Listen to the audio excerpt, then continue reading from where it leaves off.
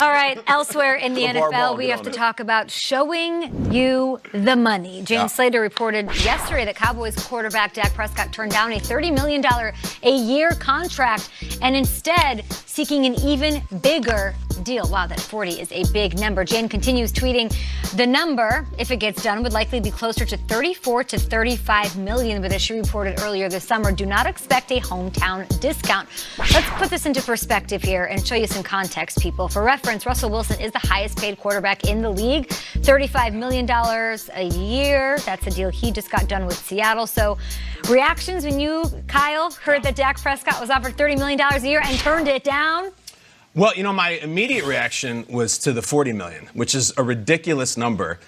You got to go 50. If you're Dak Prescott, have you seen Jerry Jones' bus? Just go big. This is your moment. My immediate reaction is that the Jones family is getting a little impatient because we've seen a lot of stuff come out, right? I mean, if you go back in the last couple of weeks, we've heard about they've offered top 5 deals. Russian champs don't win Super Bowls. These rookie running backs the Cowboys have are apparently Herschel Walker and Tony Dorsett. And now we're hearing 30 rejected, wants 40. I think if you're really reading between the lines, I think the Cowboys are saying, let's go now. It's not April anymore. We want to do Dak because we got other business to take care of. We got business in Mexico. We got business in our wide receiver room. And we want to do this first. So I sense impatience. I sense frustration. And I sense we got a game in a few weeks and we got to take care of our quarterback. I look at this story from Jane in this report and I say, I don't know where the 40 million number comes from because, Kyle, I don't necessarily think it was the Cowboys pushing this, and I don't think it does Dak's side any good having that because it had people laughing and smirking. There's a couple of $40 million quarterbacks in my eyes right now. Andrew Luck and Patrick Mahomes, and that's the list. Those are the guys who will break that 40 mark. Dak is not there, and yet I don't think Dak should be taking any sort of discount because he's a Dallas Cowboy. And the fact that Dak is there while Zeke is in Cabo, Dak is in the last year of his contract. Zeke has 2 more years in his contract, and the Jones family has been through a lot of stuff with Zeke Elliott. Right. Dak Prescott's been the model citizen. Shows up every day. Shows up every day. And that 30 number, I know everyone's like, well, if he was offered 30 million.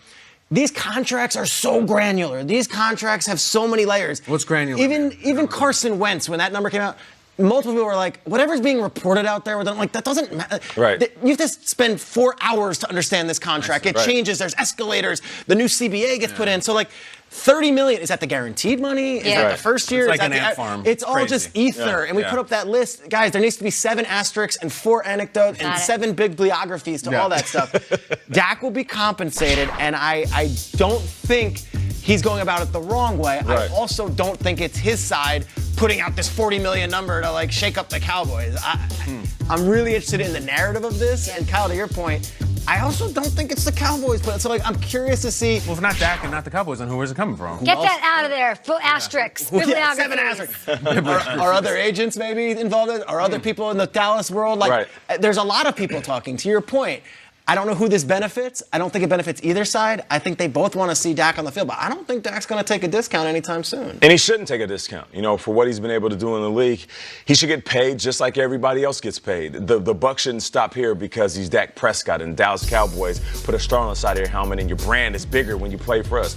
Who cares about all that? When I heard this, excited, thrilled. I love it because this is business 101.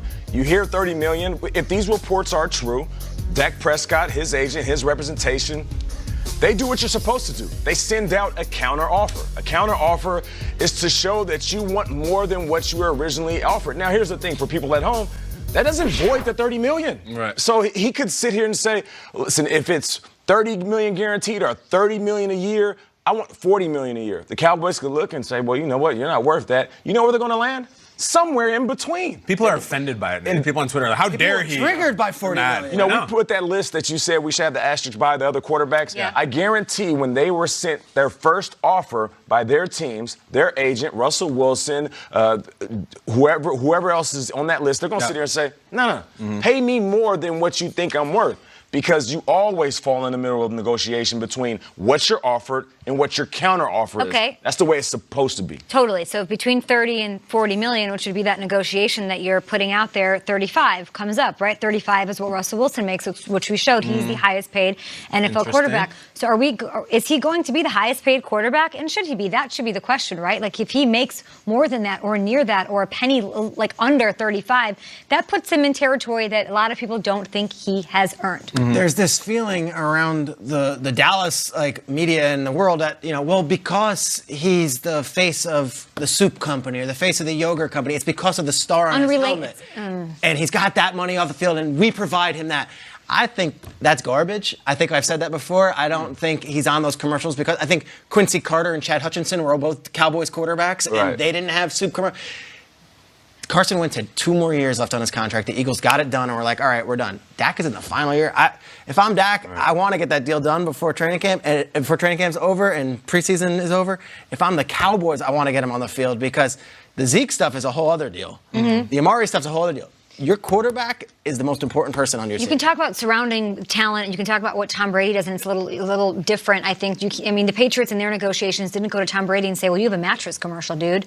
You have an Aston Martin commercial. Like, you've got things from winning here, so that's why we want to pay. That was not, I wouldn't imagine, in their portfolio of reasons why he should maybe take a little less over the years. I don't think that was even a little bit. To your question, he is not Russell Wilson, and he is not Patrick Mahomes, and he is not Andrew Luck. So I don't think he deserves more than those guys. We'll talk about this all day. If I'm Dak Prescott, one term I'm really concerned about is hamstringing our ability to win. I want to win Super Bowls, and I want to win. I can get all the money in the world. Are we going to be winning in a few years? I'm worried about that, too. Well said. I bet there was smoke coming out of your ears when you saw this tweet. I know. Jane Slater, more on Dak Prescott all day long. And you'll hear what the rest of the NFL world has to think about the quarterback's contract news, and hopefully we'll get news here.